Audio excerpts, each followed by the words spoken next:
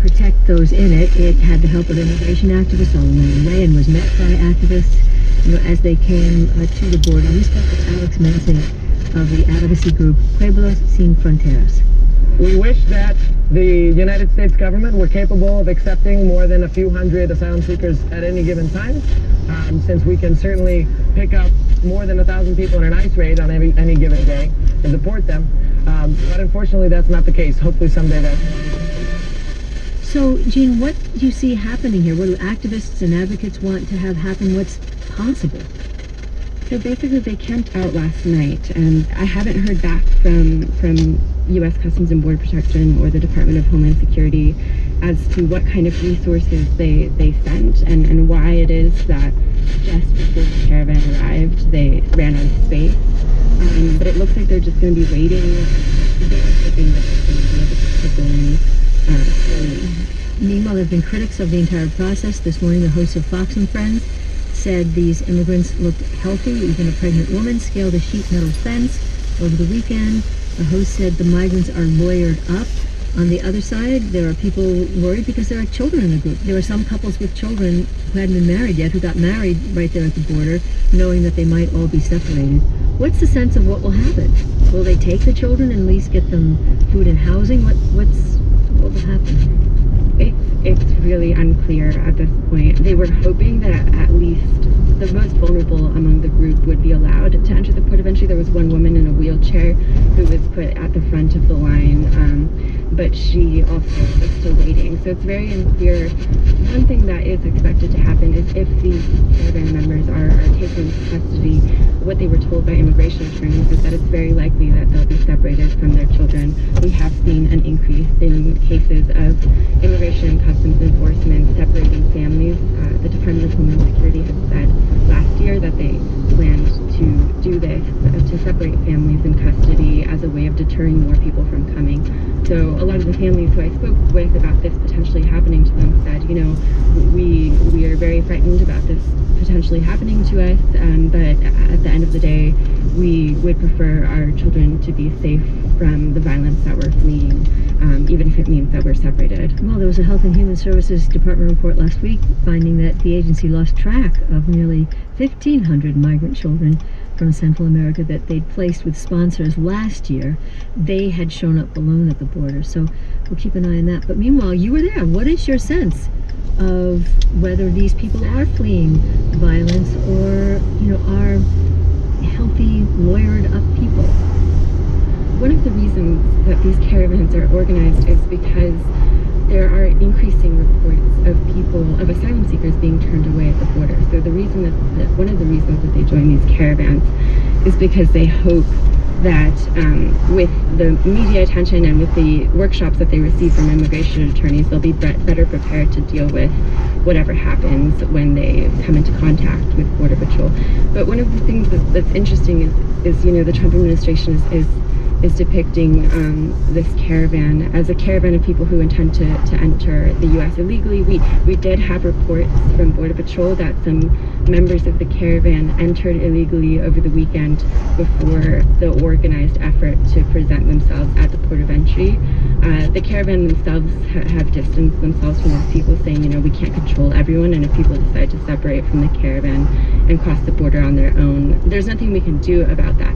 But the immigration attorneys who I spoke with mentioned that the reason a lot of asylum seekers cross the border illegally and jump the fence, for example, and risk their lives and the lives of their children is because of the fact that at the ports of entry where they typically present themselves to ask for asylum, they're being turned away. That's Jean Guerrero, immigration reporter for KPBS in San Diego. Jean, thank you. Thank you. Well, the price of Bitcoin is under $10,000 today, a far cry from where it was late last year, almost $20,000. And when that happened, an influx of entrepreneurs and developers scoured North America in search of cheap hydropower for Bitcoin mining. Many zeroed in on Washington State and upstate New York, where hydropower is plentiful. But now some cities, counties, and utilities are hitting the pause button because of these new electricity hogs. Tom Bonsi from the Northwest News Network reports from Wenatchee, Washington. You'd hardly guess without inside info that cryptocurrency fortunes are made and lost here on the edge of East Wenatchee. The best giveaway that something big is going on are the massive cooling fans. That's the non-stop 24/7 clatter and hum that maybe you can hear a little in the background. The fans are cooling specialized computer chipsets just packed to the brim inside modified cargo containers in front of me, or just a little ways down the road inside of huts. There is a huge emerging technology opportunity for this region to maintain a first mover advantage in this technology space. Malachi Salcido runs Salcido Enterprises in Wenatchee. He's developed several of these Bitcoin mines, which are all about computing power rather than digging minerals. The digital miners earn cryptocurrency, virtual money, for processing and recording global network transactions 24/7. But each day, just one of Salcido's large-scale data centers consumes about as much electricity as 9,000 households, which is why Bitcoin miners are drawn to places like the Wenatchee Valley. Dams on the Forest River generate cheap hydropower, so electric rates are rock bottom. Plus, the climate is mild, helpful for efficient cooling, so operating costs low. But cities and counties in north-central Washington seem unsure whether to embrace this new line of energy-guzzling business. They worry about being overwhelmed and tapped out. Good evening, everybody. In the past month and a half, the Wenatchee City Council and 4 other smaller nearby cities all passed emergency zoning controls or outright moratoriums on cryptocurrency operations. Roll call this evening. We have 5 members here, and Much of this action was spurred by the local electric utility, which has its own moratorium on processing new hookups for large loads. That's happened in rural western Washington State and Plattsburgh, New York, too. Andy Wendell with the Chelan County Public Utility District has questions for local governments. We're not sure exactly how much of the cryptocurrency that the community would like us to serve, and so that's one of the major questions that we want, is how much do you want? And if you do want it in your community, where do you plan for it? Wendell says the specialized data centers that process and record virtual currency transactions suck electricity big time, and there's only so much spare electric capacity left. The cryptocurrency applications, many of them that we're getting, are taking up all of the remaining capacity in distribution circuits that were designed to bring on schools and housing and other commerce, other organic growth.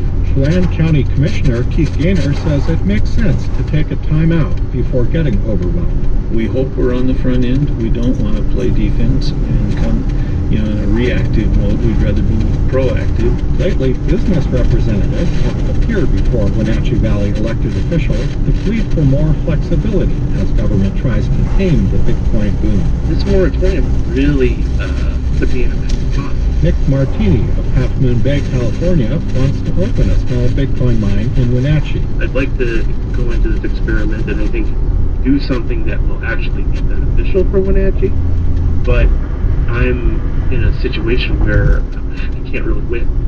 And so what I'm asking is for the board to consider a more flexible approach. Bitcoin miner Malachi Salcido says the local governments and utilities should be careful not to kill a goose that lays golden eggs. if the policies are too onerous, or if they take too long to develop and implement, this development opportunity will go elsewhere. Salcido says a $100 million expansion he had in the works in Chelan County will now likely be delayed because of the moratorium on new large load hookups. He says he'll redirect that Bitcoin data center investment to another western state instead, but wouldn't say where. For Here and Now, I'm Tom Bonsi.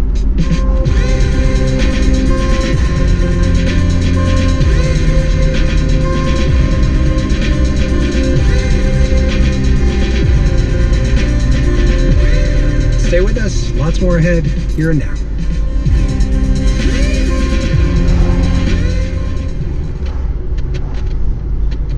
Puerto Rico was extremely unprepared for Hurricane Maria's devastation last fall. One reason has little to do with the weather. The government of Puerto Rico was run as a big Ponzi scheme. An NPR and Frontline report on how government borrowing and Wall Street dealing left Puerto Rico on the verge of economic collapse as a Category 4 storm barreled toward the island. This afternoon on All Things Considered from NPR News. Beginning at 4 here on WHYY. I'm Steve Brown. Israel's prime minister says his government has obtained secret Iranian documents proving the Tehran government once had a nuclear weapons program, calling it a great intelligence achievement. Benjamin Netanyahu said that the documents show that Iran lied about its nuclear ambitions before signing a 2015 deal with world powers. Iran has denied ever seeking nuclear weapons. The BBC says one of its Afghan reporters has been killed in an attack in the Eastern Coast province. The broadcaster says Ahmad Shah had worked for its Afghan service for more than a year and already established himself as a highly capable journalist. U.S. Secretary of State Mike Pompeo says the United States is open to a two-state solution to the Israeli-Palestinian conflict if both parties agree. Pompeo says peace between the Israelis and Palestinians remain a priority for the Trump administration. You're listening to Here and Now. The Children's Hospital of Philadelphia supports WHYY. CHOP relies on donor support, including legacy gifts from wills and retirement accounts to make medical breakthroughs that benefit children everywhere. Learn more at chop.edu/planned giving. Robertson's Flowers and Events supports WHYY, offering express delivery service of expertly designed flower arrangements and gifts for Mother's Day throughout Philadelphia, the Main Line, and the surrounding counties. RobertsonsFlowers.com. Find out about upcoming events, be the first to hear about new podcasts, and stay connected to the station you rely on. Sign up for the weekly WHYY newsletter. For more of the programming you love, send straight to your inbox. Visit whyy.org/newsletter. Partly cloudy, a high of 66. Currently, it's 56 in Philadelphia.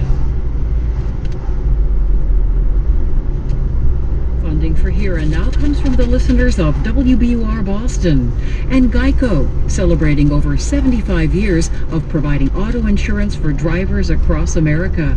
More information on auto insurance available at geico.com or 1-800-947-AUTO. This is Here and Now.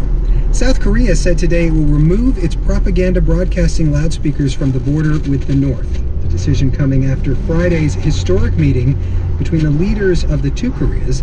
At that meeting, North Korea's Kim Jong-un and South Korea's Moon Jae-in agreed to work toward a nuclear-free peninsula. Joining us now to discuss that and more is retired four-star General Jack Keane, former Army Vice Chief of Staff and Chairman of the Institute for the Study of War. He's with us from Washington. General, welcome to Here and Now. Glad to be here. And what do you think of what's going on in North Korea? Do you believe that Kim Jong-un is really willing to give up his nuclear weapons? Well, I think he's doing everything that he can to convince us of that. I mean, he began sort of what I call a diplomatic blitz, beginning with inviting himself to the South Korean Olympics, then having his sister invite Moon the president of South Korea, to a summit, and when the officials came to prepare for that summit, he disclosed to them that he would like them to carry a message to President Trump, that he wants to meet with him. He has a meeting with Pompeo, which I believe is a pivotal meeting for the Trump White House, because I spoke to Director Pompeo on the subject of North Korea before he launched to his meeting. Certainly he never disclosed to me he was going to meet with Kim Jong-un. But this much I do know, the Central Intelligence Agency, more than anybody in our government, clearly has profiled Kim Jong-un. They have the best read on who he is, and he believes Kim Jong-un is a rational actor. So whatever he told Pompeo, I believe when he debriefed the President of the United States, he gave the President some optimism that there's a potential here for a major breakthrough with Kim Jong-un. And I think that's why you hear the President talk about there may be a dramatic breakthrough this could be a really big event that's coming, and then he cautions that all the time. But if it doesn't work out, it doesn't work out. Well, So- I mean, but Kim may look more like a rational actor when he's hugging the leader of South Korea right now, but it wasn't that long ago that he was threatening to fire missiles at Guam. Well, it wasn't that long ago that he was talking about killing Americans and raining death on American cities. That was last year. So what I think is that this has a different feel to it, because in the last 90 days, Kim Jong-un has done everything that he can to pull out all the stops to drive towards a meeting with Mr. Trump based on what he says is his desire to denuclearize for the safety and security of North Korea in exchange for that, and obviously the removal of the sanctions. All that said, I mean, we're a long way from achieving that, because when we get into that meeting with him, the United States position is unequivocal. It's complete, verifiable, irreversible denuclearization, not partial. The United States does not want this to take several years to do, where Kim could drag this out and maybe get some sanction relief and also hold on to a couple of weapons at the end of that. We're not going to put up with any of that. I want to ask you about Syria, because you've been writing about it. You supported the president's decision to strike the Assad regime after the suspected chemical attack, but you said those strikes were not sufficient, and you want more aggressive U.S. military action in Syria. What are you proposing? Well, I mean, just dealing with chemical weapons, I thought the first strike was insufficient. In other words, when Bashar al-Assad used chemical weapons last April, we had a very proportioned, measured response. I think we should have taken down his air delivery means, which was resident at 6 airfields, and we could have done that all in one night, take down his air power infrastructure. And this time we came back with and that was a deterrent strike.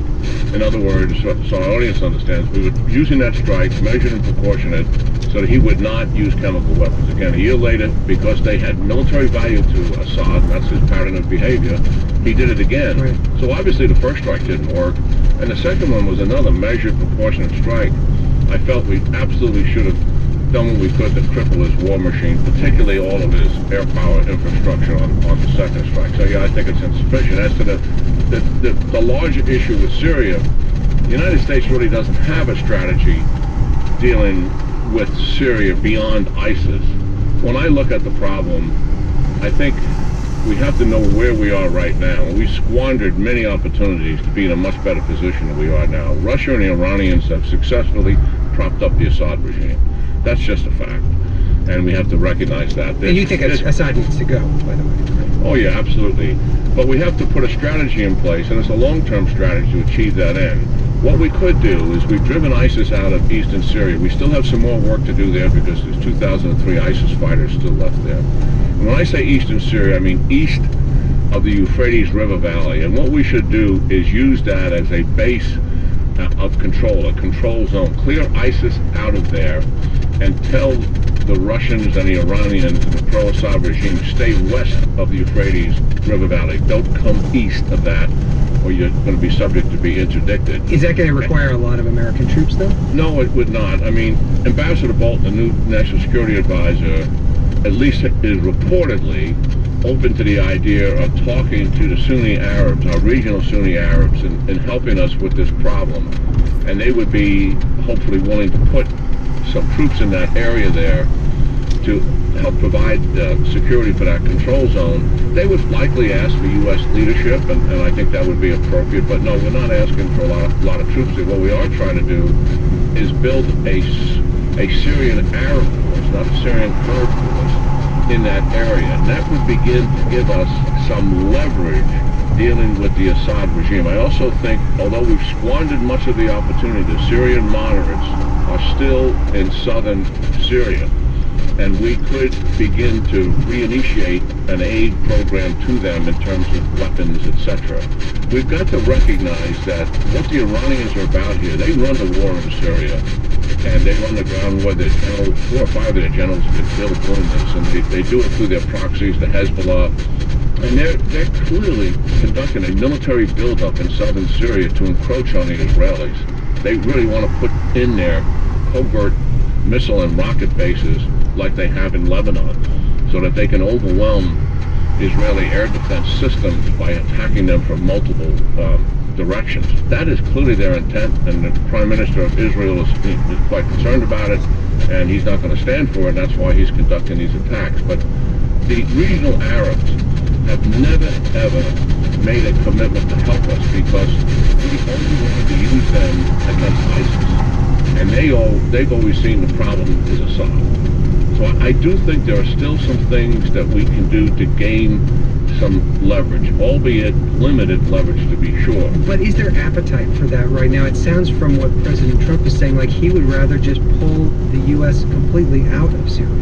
And I'm disappointed by that, because I think if you just walk away from Syria, what you've done is you've just turned this over to the Iranians and to the Russians, who are in a political and military alliance. Syria will become the anchor point for the Iranians' domination of the Middle East.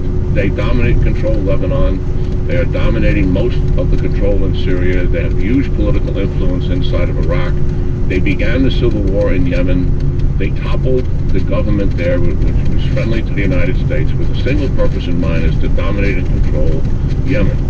The United States has got to recognize that. We've got to form an alliance with our allies to counter that aggression. It doesn't mean that the United States has to provide the dominant amount of military force or the dominant amount of money. I don't think we should. I really think this is more up to the Arabs themselves, but I do think we have to provide some leadership to them. It's sort of like an Arab NATO that has been so successful in dealing with the Soviet Union's aggression post-Cold World War II. I think it's as much political and as much economic as it is military. Well, let me ask you then finally about the Iran nuclear deal, which the president seems poised to pull the U.S. out of. How does that play into this? Do you think that that would be a mistake if the U.S. pulls out of that deal? And how does it affect what's going on in the region? Where the United States is actually right now, diplomatically, for weeks, we have been conducting a diplomatic effort with the United Kingdom, Germany, and France to fix the deal, to create a supplemental. What's on the table is simply this. One is a prohibition on ballistic missiles.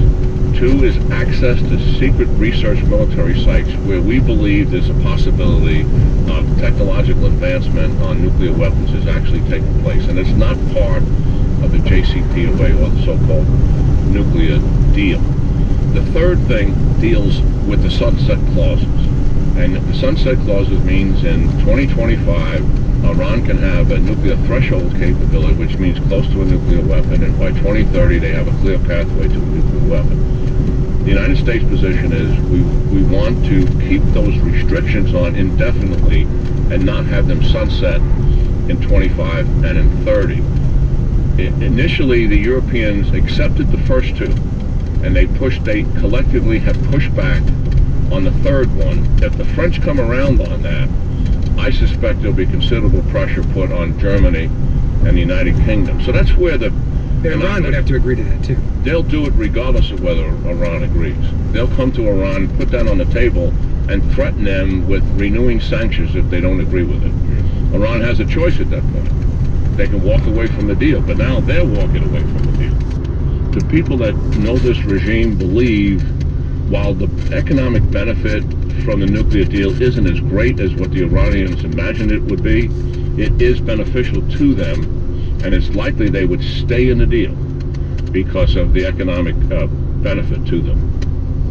That's retired General Jack Keane, who is now chairman of the Institute for the Study of War. General Keane, thanks so much for joining us. Yeah, enjoy talking to you. And you're listening to Here and Now. WHYY Philadelphia. The Philadelphia Orchestra supports WHYY and welcomes period ensemble expert Nicholas McGeek into the podium for an intimate performance of Italian-style Baroque music. Plus, the Fred J. Cooper Memorial Organ is featured in one of the many great Handel concertos for the instrument, with the skillful Peter Richard Conti as soloist. For your tickets, 215-893-1999 or online at philorc.org. 2 performances only, this Friday and Saturday in the Kimmel Center. On the next Fresh Air, Alex Wagner, contributor to CBS News and The Atlantic and former MSNBC anchor. Wagner was curious about the roots of her mixed-race ancestry, so she used her reporting skills to investigate, digging through archives and getting multiple and conflicting genetic tests. She'll tell us what she found. Her memoir is Future Face. Join us. This afternoon at 3 and again tonight at 7 on WHYY.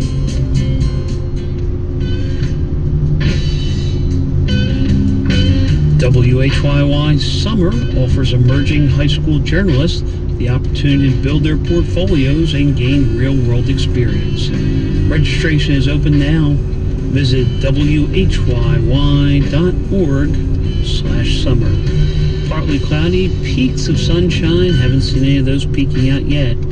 High of 66 expected. It's 59 degrees at 2:33 at WHYY Philadelphia. Funding for Here and Now comes from the listeners of WBUR Boston, where the program is produced, and your NPR station. From MathWorks, creators of MATLAB and Simulink software for technical computing and model-based design. MathWorks, accelerating the pace of discovery in engineering and science. Learn more at mathworks.com. And Exact Sciences, offering Cologuard for average-risk adults over 50. A non-invasive colon cancer screening test that can be used at home, by prescription only. Information at cologuardtest.com. From NPR and WBUR, I'm Robin Young. It's Here and Now. The White House Correspondents' Dinner is dead, according to President Trump in one of his tweets about this weekend's annual meeting of journalists in Washington. Every year, there's an often wince-inducing roast of the president. This year, President Trump did not attend. White House Press Secretary Sarah Sanders became the target of comedian Michelle Wolf. I actually really like Sarah. I think she's very resourceful. Like, she burns facts, and then she uses that ash to create a perfect smoky eye. Like, maybe she's born with it, maybe it's lies. A play on the Maybe It's Maybelline ad there, referring to Sanders' eyeliner as lie liner. Was it the nail in the coffin of this event? NPR media correspondent David Folkenflik is in the studio today. Hi, David. Hey, Robin. Just some quick thoughts from you. With no President Trump there, Wolf's targets were women, Sanders or Kellyanne Conway, and their appearance.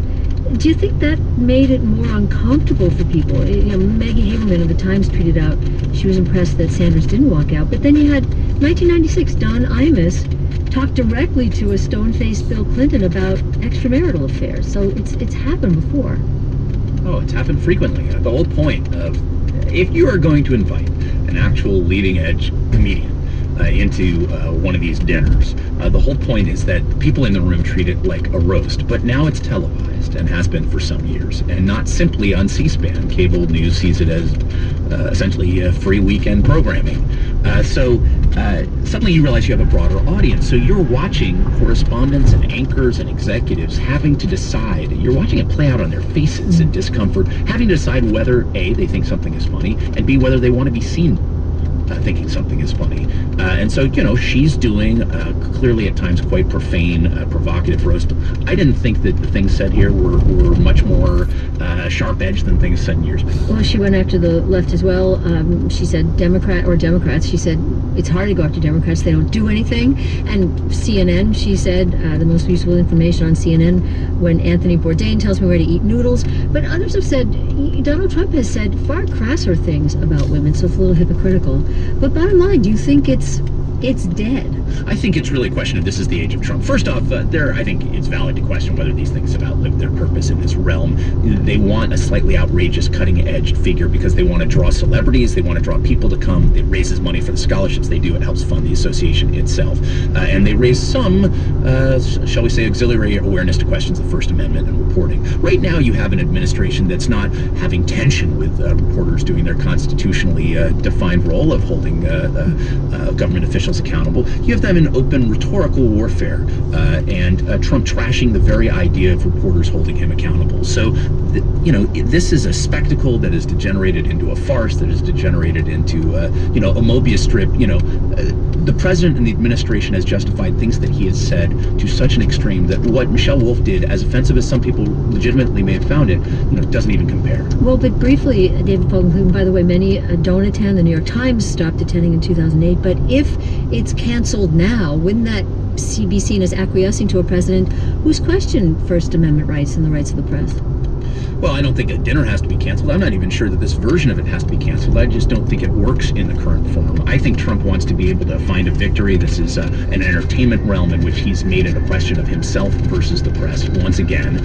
And if the White House Correspondents' Dinner is designed in a different way, that's understandable. But he'll take it as a notch in his belt. David Vogelflick, thanks. You bet. You're listening to Here and Now on WHYY. The Science History Institute supports WHYY and presents the exhibition Age of Alchemy, a myth-busting look at alchemy's golden age. Paintings, instruments, and more showcase the alchemical quest to transform the human body and the natural world. Age of Alchemy opens Friday, May 4th with special curator talks and refreshments from 5 p.m. to 8 p.m. in their Old City Museum. No ticket required. Details at sciencehistory.org. That's sciencehistory.org. I'm Steve Brown. 2 Islamic State suicide bombers have struck in Afghanistan's capital, killing 25 people, including 9 journalists who rushed to the scene with the first attack. It's the deadliest assault on reporters since the fall of the Taliban in 2001. A caravan of Central American migrants President Trump promised to stop is being prevented from crossing into the United States. U.S. border inspectors told the nearly 200 migrants attempting to seek asylum the crossing facility didn't have enough space to accommodate them. Consumer advocacy groups are worried that T-Mobile's bid for Sprint will likely lead to higher cell phone plans because there's less competition. Watchdog group Common Cause says low-income consumers seeking more affordable services will be particularly hurt. Shares of T-Mobile fell 4%. Morning trading today, Sprint shares fell 17%. You're listening to Here and Now on WHYY. Support for WHYY comes from the Pennsylvania State Education Association. PSEA members believe high-quality public schools are the key to a strong and prosperous Pennsylvania. PSEA, the power of a great education. Doylestown Health Heart and Vascular Services support WHYY. With specialists located in Doylestown, Warrington, and Huntington Valley, they offer advanced cardiac and vascular therapies close to home. Learn more at doylestownhealth.org/heart.